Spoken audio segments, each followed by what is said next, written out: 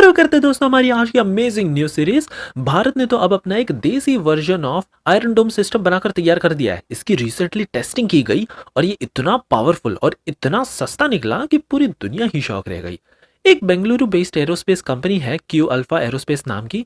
इन्होंने तो एक मार्क 10 केपेबल हाइपरसोनिक स्वाम यूसीएवी शोकेस किया है। इंडिया 2025 में ये करने वाले हैं। इन्होंने ऑलरेडी एक छोटा सा प्रोटोटाइप बना दिया है।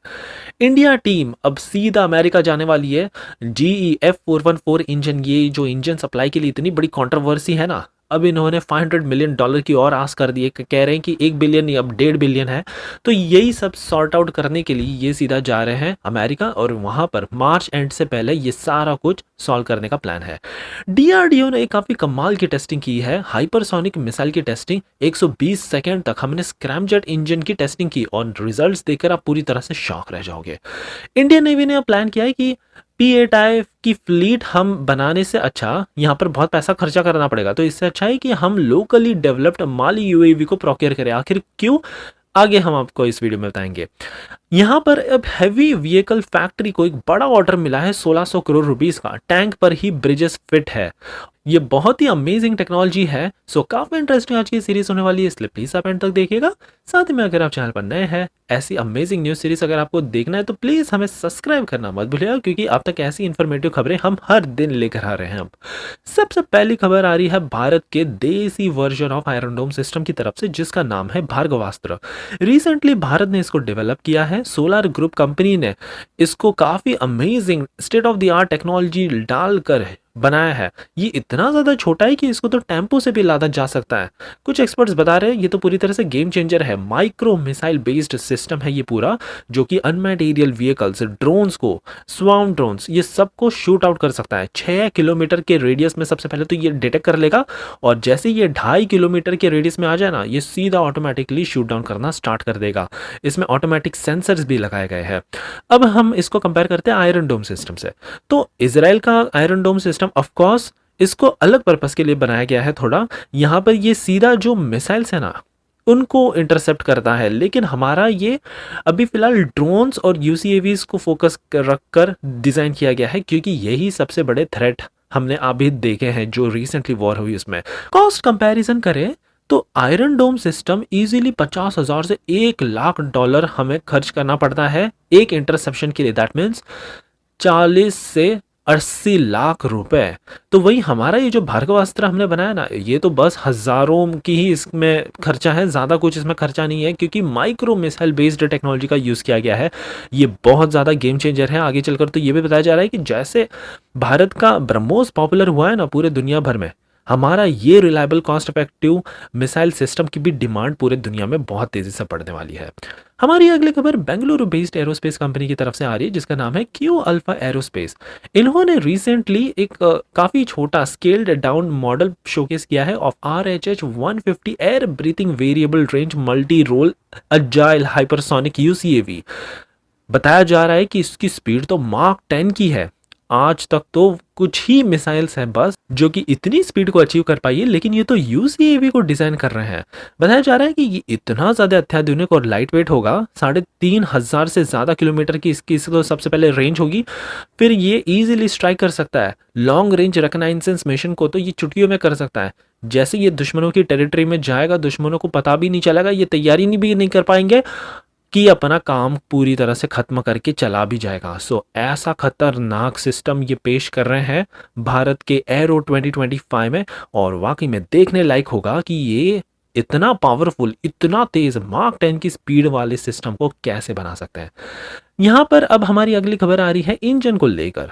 भारत अब बहुत परेशान है GE F414 इंजन में जो डिले हुआ है ना, जिसके चलते हमारे तेजस MK2 फाइटर जेट ये बने बनाए पड़े हुए हैं, बस इसमें इंजन लगाने की देरी है। तो अब हमने प्लान किया है कि हमारी एक स्पेशल फोर्स टीम हम फॉर्म करेंगे और इनको सीधा भेजेंगे अमेरिका। ये सब कुछ नेगोशिएट करके आएंगे। जो इन्होंने पहले कहा था $1 बिलियन, अब $1.5 बिलियन कह रहे हैं। ये यहाँ पर थोड़ा कुछ नेगोशिएट किया जाएगा और फाइनली मार्च से पहले पहले इनको सारा कुछ फाइनलाइज करना है, ताकि हमें ज़्यादा कोई डिले ना झेलना पड़े। करेंटली ग्लोबली देखा जाए तो बहुत ही कम ही कंट्रीज़ के पास इंजन मैन्युफैक्चरिंग की टेक्नोलॉजी है जिसमें यूएस, फ्रांस, यूके, रशिया और चाइना शामिल है। भारत भी प्रयास कर रहा है, हमको थोड़ी सफलता मिली है, लेकिन अभी भी हमको और लंबा सफ़र तय करना है। लेकिन ये 80% टेक्नोलॉजी ट्रांसफ़र जो जी कर रहा है ना, इससे लग रहा है कि बहुत आसानी हमको हो जाएगी हमारा खुद का एक इंजन डेवलप करने में। डीआरडीओ की तरफ से बड़ी शॉकिंग खबर आई है। इन्होंने हाइपरसोनिक मिसाइलों के लिए हमारा जो फ्यूचर ब्रह्मोस मिसाइल होगा ना, इसकी टेस्टिंग के लिए एक स्क्रैमजेट इंजन इन्होंने तैयार कर दिया है। बताया जा रहा है कि अगर ये ब्रह्मोस में लगा दिया जाए, हमारा ब्रह्मोस हाइपरसोनिक मिसाइल की स्पीड की कैटेगरी में आ जाएगा। 120 सेकेंड तक इसकी टेस्टिंग की गई और ये पूरी तरह से सक्सेसफुल हुआ है। आगे चलकर बताया जा रहा है कि इस तरह के और पावरफुल इंजन बनाए जाएंगे और जल्द ही हमारे काफ़ी अत्याधुनिक मिसाइल सिस्टमों में इनको लैस कर दिया जाएगा। इंडियन नेवी की तरफ से भी एक बड़ी खबर आई है। यहाँ पर इन्होंने डिसाइड किया है कि बस ये जो अब हम P-8I की फ्लीट बोइंग से खरीदते आ रहे थे ना, अमेरिकन कंपनी, और ज़्यादा नहीं खरीदेंगे। इनफैक्ट अब हम भारत का ही बना बनाया माली यूएवी ड्रोन्स को प्रोक्योर करेंगे, क्योंकि ये भी काफ़ी हद तक जासूसी का ही काम करता है और साथ में ये भी सबमरीन्स को ही ढूंढ ढूंढ कर निकालता है। वैसे तो भारत MQ-9 भी ड्रोन्स भी प्रोक्योर कर रहा है $4 बिलियन की डील से, लेकिन इनका मेन पर्पस सबमरीन को ढूंढना नहीं है। इनका बेसिकली हाई ऑल्टीट्यूड सर्विलियंस के लिए हमने डिप्लॉय किया है। इसके अलावा हमारे पास तपस माली यूएवी है जो डीआरडीओ ने बनाया था, लेकिन इसका परफॉर्मेंस इतना अच्छा नहीं है। इंडियन नेवी के मापदंडों के हिसाब से ये थोड़ा फेल हो जाता है।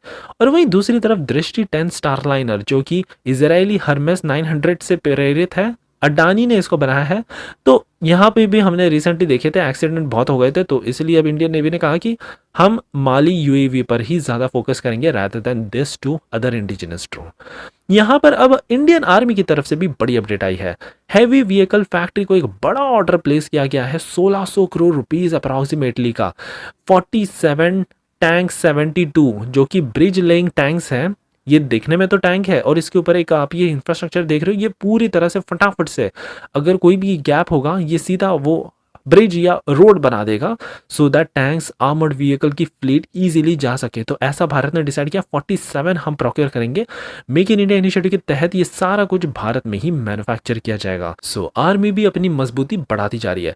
फाइनली सबसे शॉकिंग खबर आ रही है। भारत कह रहा है कि अब बे ऑफ बंगाल है ना, इसका नाम चेंज करके बे ऑफ इंडिया कर देना चाहिए। जिस तरह से अमेरिका ने रिसेंटली अब गल्फ ऑफ मेक्सिको को रीनेम करके गल्फ ऑफ यूएसए करने का प्लान किया है, तो भारत भी अब सेम यही करने का सोच रहा है। इनफैक्ट कुछ क्रिटिक्स कह रहे हैं कि यहाँ पर भारत के पास सबसे ज़्यादा कोस्टल लाइन्स है, तमिलनाडु, आंध्र प्रदेश, ओडिशा, वेस्ट बंगाल, तो ये इनके पास मेजॉरिटी ऑफ बॉर्डर शेयरिंग है, तो इसीलिए बे ऑफ इंडिया करना चाहिए। तो वहीं दूसरी तरफ कुछ आर्ग्यूमेंट्स निकल कर आ रही है कि ये अकेला भारत का नहीं है, बांग्लादेश, म्यांमार, श्रीलंका, ये सब भी तो बॉर्डर शेयर कर रहे हैं। सो एक जियोपॉलिटिक झड़प यहाँ पर अमेरिका की वजह से छिड़ चुकी है। वैसे भारत ये दूसरा देश नहीं है, अमेरिका की वजह से और भी कई तमाम देश अब आगे आ गए हैं, जिसमें अरब स्टेट्स भी कह रहे हैं कि यहाँ पर जो अरेबियन गल्फ नाम दे देना चाहिए रैदर देन पर्शियन गल्फ।